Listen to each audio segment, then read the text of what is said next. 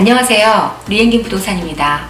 토론토에서 콘도나 주택을 사거나 팔 때 부동산 중개인으로서 흔히 듣는 질문 중 하나는 집을 사고 나서 살고 있는 집을 팔아야 할지, 일단 내 집부터 팔고 나중에 집을 사야 하는지입니다.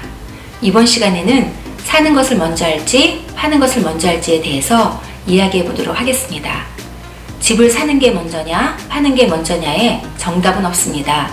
나의 재정 상태 및 얼마나 내가 위험을 감수하고라도 하겠느냐 하는 의지 여부에 달렸다고 할 수 있습니다. 사는 것을 먼저 할지 파는 것을 먼저 할지 고민하고 계시는 분은 끝까지 시청해 주세요.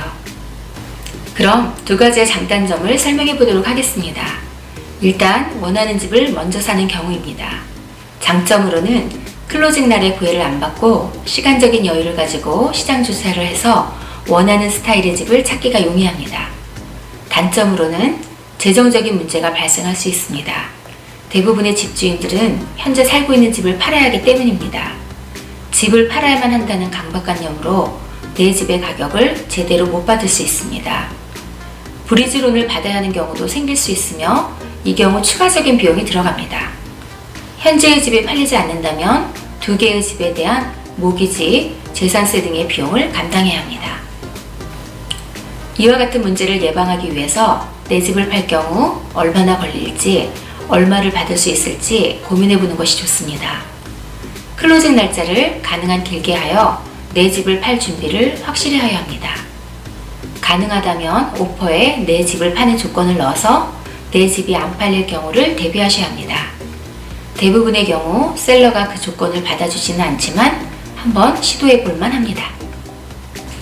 일단 살고 있는 집부터 팔고 사는 경우입니다. 장점으로는 집의 판매 금액을 알기 때문에 구매 가능한 예산을 비교적 정확하게 세울 수가 있으며 원하는 가격에 맞춰 내 집을 리스팅할 수 있습니다. 단점으로는 집을 판 후 시간적인 여유 없이 클로징 날짜에 맞추다 보니 원하지 않는 집을 살 수 있습니다. 클로징 날짜가 맞지 않아서 이삿짐을 따로 보관할 수 있으며 호텔이나 모텔 같은 숙박시설에서 보낼 수 있습니다. 대부분의 경우 파는 것과 사는 것의 클로징을 동시에 하지만 그렇지 않다면 자신의 재정 상태 및 위험 부담에 대해서 신중히 고려하셔야 합니다. 부동산 시장에서 바이어 마켓, 즉 사는 사람이 적은 경우에는 집을 파는 것을 먼저 하는 것이 좋으며 셀러 마켓, 즉 사는 사람이 많은 경우는 집을 사는 것을 먼저 하는 것이 유리할 수도 있습니다. 집을 팔기 전에 사는 것을 먼저 고려하시는 분들은 전문가의 도움이 필요합니다. 지역에 따라 부동산 시장의 상황이 다르기 때문입니다. 같은 지역이라도 커뮤니티에 따라 집이 잘 팔리는 곳이 있고 그렇지 않은 곳이 있기 때문입니다. 구독은 무료입니다. 구독은 좋은 컨텐츠를 만드는 데 큰 힘이 됩니다.